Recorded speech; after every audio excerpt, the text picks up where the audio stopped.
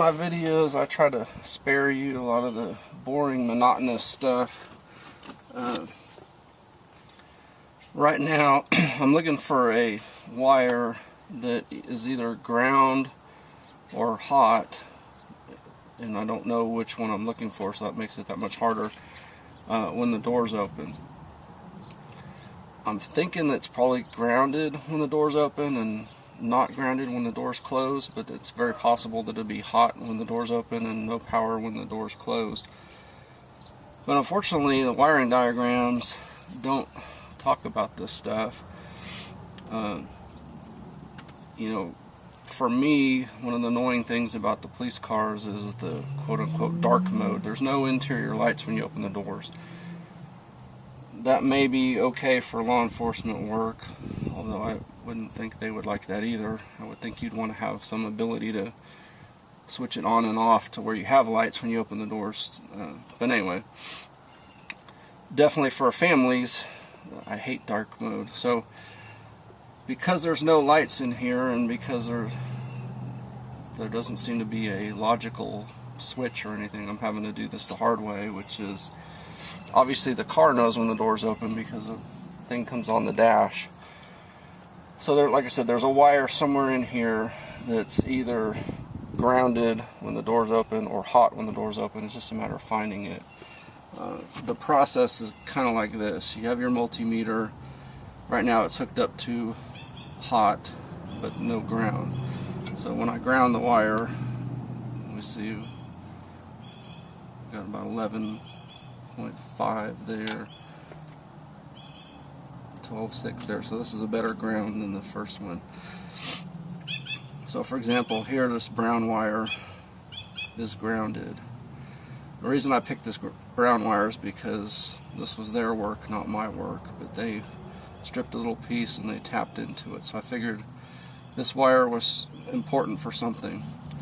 Unfortunately, when you close the door, it's still grounded, so that was a no-go. But that's basically the process. You just got to keep testing these wires. First with the door open, then with the door closed, and you look for basically what you want to see on your multimeter is you want door open, and then when the door closes, you want that to drop down to 0.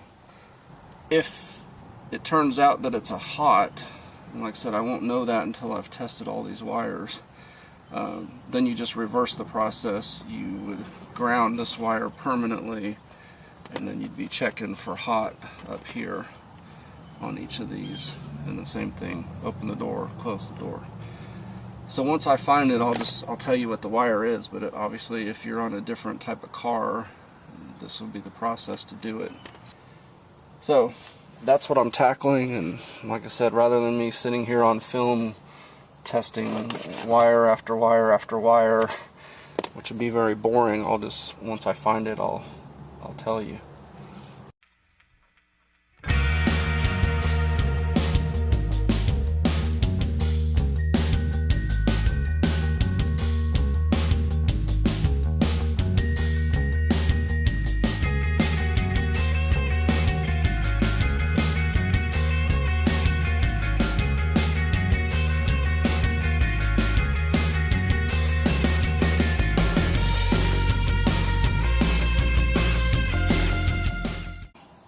To make this work to have interior lights is actually really simple.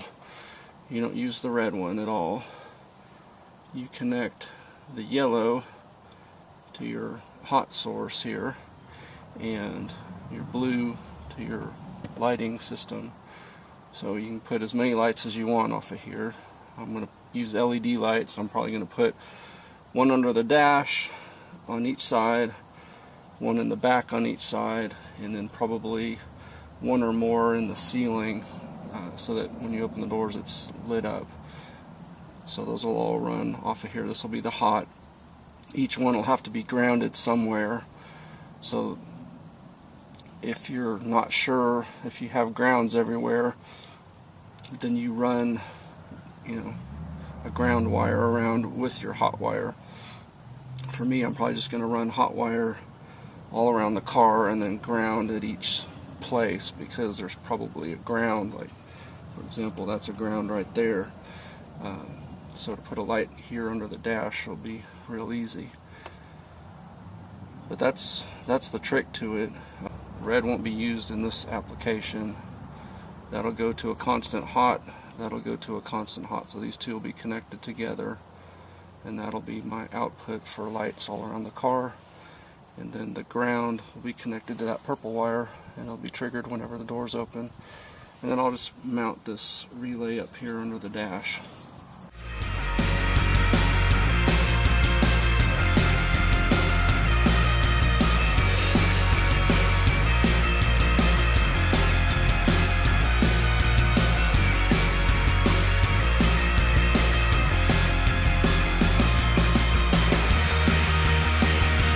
So I'll just show you a little progress update here.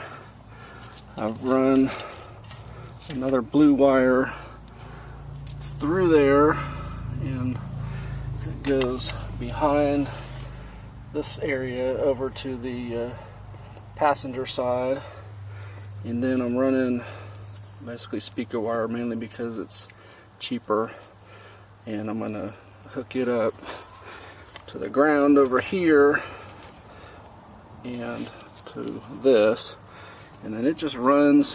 I've just basically fished it underneath the carpet here. There's those little plastic retainers to pull the rubber floor up, and just run them under there. So I've got it coming out here, and I'm going to run it up this, probably up to the headliner, and then back down, and then I may run again up there and to the back of there. So, like I said, it's just a fishing expedition, but I kind of wanted you to see how it works.